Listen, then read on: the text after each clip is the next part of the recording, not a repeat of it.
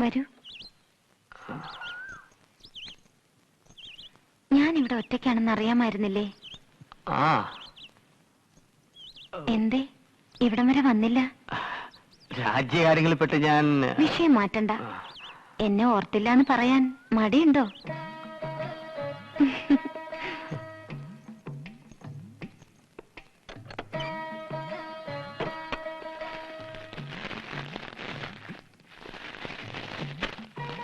ഇത് കണ്ടോ? ഇത് അങ്ങ് എനിക്ക് സമ്മാനിച്ച താഴമ്പൂക്കളെല്ലാം ഞാൻ സൂക്ഷിച്ചു.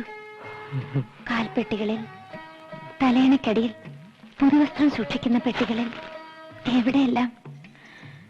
ഈ പൂക്കളുടെ ഗന്ധം എനിക്ക് എന്നും ആവേശമായിരുന്നു.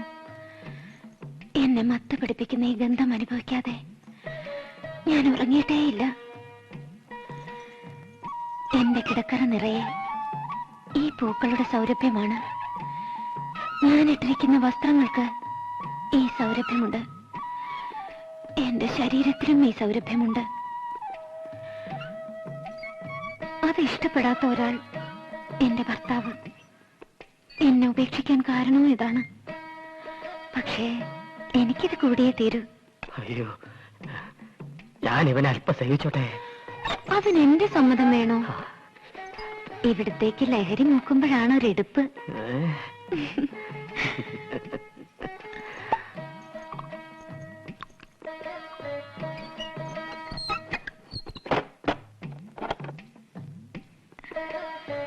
പണ്ടൊക്കെ അമ്മാവന്റെ വീട്ടിൽ വെച്ച് ഈ മുഖം ഒളിഞ്ഞിരുന്ന് ഞാൻ നോക്കിയിട്ടുണ്ട്.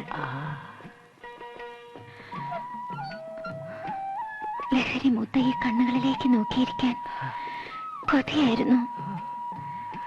ചിലപ്പോ അങ്ങ് ഓടി വന്ന് കെട്ടിപ്പിടിക്കാൻ തോന്നിയിട്ടുണ്ട്. അയ്യോ, ഇത്രയും കാലം ഞാനിത് മനസ്സിൽ വെച്ചു. ഇനിയും എനിക്ക് നടക്കാൻ വയ്യ.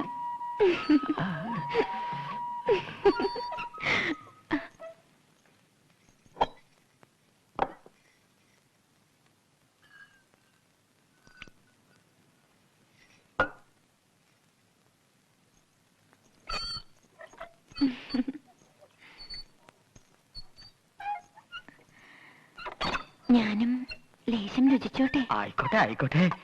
രണ്ടാളും സേവിച്ചാൽ ഒടുവിൽ ഒരുമിച്ചൊരു രസത്തിലെത്തും. അല്ലെങ്കിൽ വേണ്ട, അങ്ങ് കഴിച്ചാ മതി.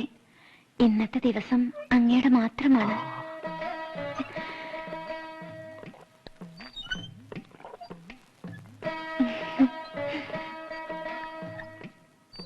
എട്ടുവീടരുടെ യോഗങ്ങൾ കൂടുമ്പോഴും കുടിച്ച് ലക്ക് കിട്ടാണോ പോയിരിക്കുന്നത്? ഇതുപോലെ ലക്ക് കേട്ടോ. ഞാനോ കുടിക്കും തോറും എനിക്ക് എന്റെ ബോധം ഇങ്ങനെ തെളിഞ്ഞു തെളിഞ്ഞു വരും, മഴവില്ല് പോലെ. അത് വെറുതെ. ഞാനൊന്ന് പരീക്ഷിക്കട്ടെ. ഇന്നത്തെ യോഗത്തിൽ എന്ത് തീരുമാനിച്ചു? വല്ല ഓർമ്മയുണ്ടോ? ഓർമ്മയുണ്ടോ? ഓർമ്മയേ ഉള്ളൂ. പക്ഷേ അല്ലെങ്കിൽ വേണ്ട. നിങ്ങളുടെ രഹസ്യങ്ങളൊക്കെ എന്നോട് എന്തിനു പറയണം? ഞാൻ അന്യല്ലേ. നമുക്ക് നമ്മുടെ രഹസ്യങ്ങൾ വേണ്ട. സുഭദ്ര എന്റെ സ്വന്തമല്ലേ. എന്താ നീ അറിഞ്ഞ എട്ടുകൂടന്മാരുടെ തല ആകാശം ഒടിഞ്ഞു വീഴൂ? ഇത് നല്ല കൂത്ത്. വേണ്ട വേണ്ട, നിങ്ങളുടെ രാജകാര്യങ്ങളൊന്നും എനിക്ക് കേൾക്കണ്ട. എന്റെ സുഭദ്ര ഇത് കേൾക്കണം. എന്റെ സമാധാനത്തിന് വേണ്ടി കേൾക്കണം. മാർത്താണ്ട് ഓർമ്മ മാങ്കോയിക്കൽ വീട്ടിലെ പടിഞ്ഞാറെ അറയിൽ ഒളിച്ചിരിപ്പുണ്ട്. വീടിന്റെ പിന്നിൽ പുഴയുണ്ട്. അറയിൽ നിന്നും പുഴയിലേക്ക് ഒരു ഗുഹയിൽ തീർന്നിട്ടുണ്ട്. ഞങ്ങൾ വീടിന്റെ പൂ ആക്രമിക്കുമ്പോ അയാൾ ഗുഹയിലൂടെ പുഴയിലേക്ക് ഇറങ്ങി രക്ഷപ്പെടാൻ. അന്നേരം അവിടെയും ഞങ്ങൾ കാണും. അവിടെ വെച്ച് ഞങ്ങൾ അയാളെ കൊല്ലും. ഉറപ്പാ.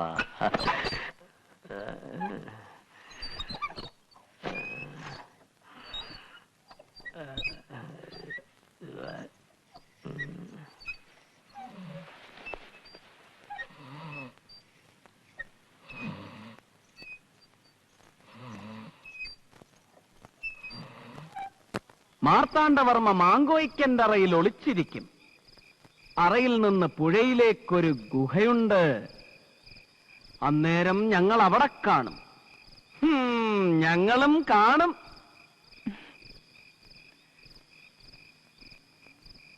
നീ ഇനിയും വാക്ക് പാലിച്ചില്ലല്ലോ. എങ്ക മണക്കാട് മുക്കിലൊരു കൂടാരം കണ്ടേൻ, ഉനെ കൊണ്ടവനെ നാനങ്ക കണ്ടേനടി, കണ്ടും കാണാമൽ വന്നേനടി.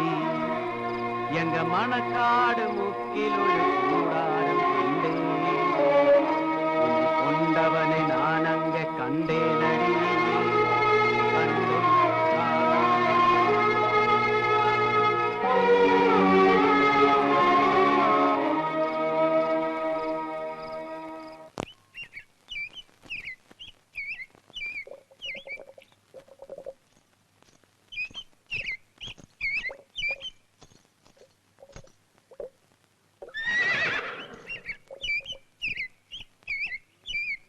സ്വർണവും വെള്ളിയും എല്ലാം വിറ്റ് തീർന്നു.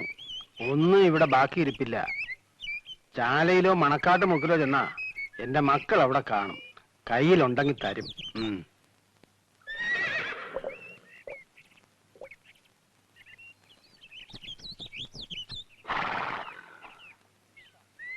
കണ്ടിട്ട് അസുഖമൊന്നും തോന്നുന്നില്ലല്ലോ. ഇനി അതാണെങ്കിലും ഫാത്തിമ അകത്തുണ്ട്. ദീനം എന്താന്ന് പറഞ്ഞാ മതി. പണം എന്റെ തരണമെന്ന് മാത്രം.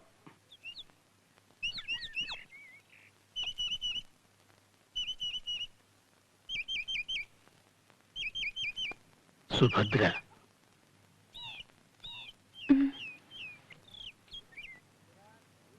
ബീറാൻ, ബീറാൻ ഖാൻ, അകത്തേക്ക് ചെല്ല്.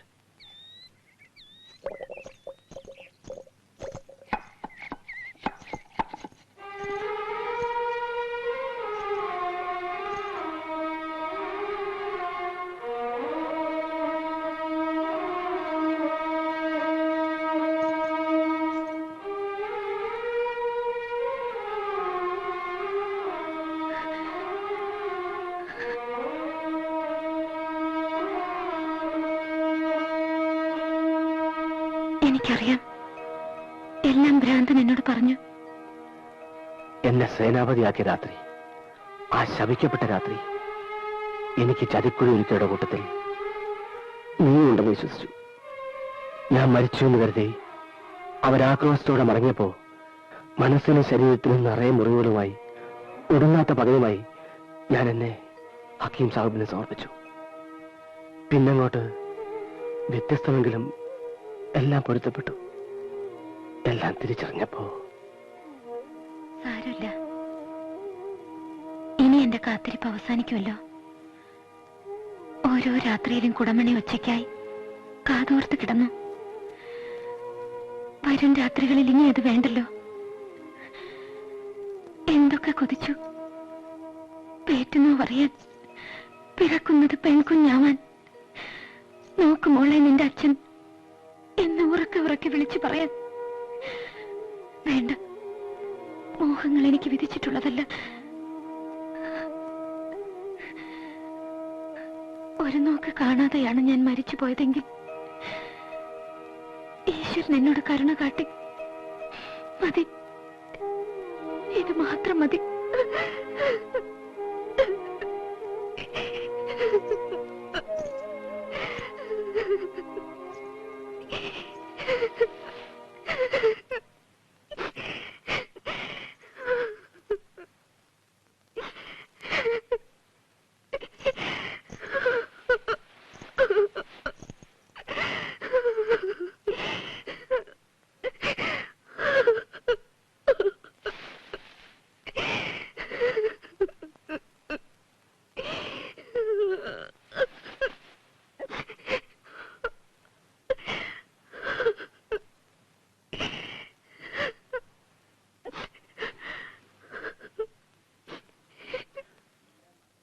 എന്റെ മകൾ ഇവിടെ തനിച്ചാകുമെന്നല്ലേ ഉള്ളൂ.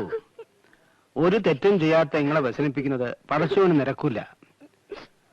ഒരിടത്തും തങ്ങാത്ത ഞങ്ങളുടെ യാത്രയിലെ പുതിയ കാഴ്ചകൾ കണ്ട് ഫാത്തിമയെല്ലാം മറക്കും. പടച്ചോൻ അവൾക്ക് തുണയാവും.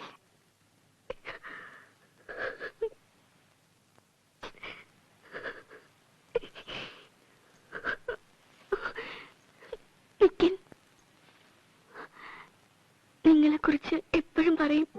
കാണാൻ കഴിഞ്ഞത് സന്തോഷമുണ്ട്. പാപ്പ പറഞ്ഞത് കേട്ടില്ലേ? പൊയ്ക്കോളാൻ. എനിക്കൊരു സങ്കടമില്ല. ഒരാളെ ചൊല്ലി രണ്ടുപേർ കരയണ്ട. എന്റെ കണ്ണുനീർ എനിക്ക് ശീലമായി.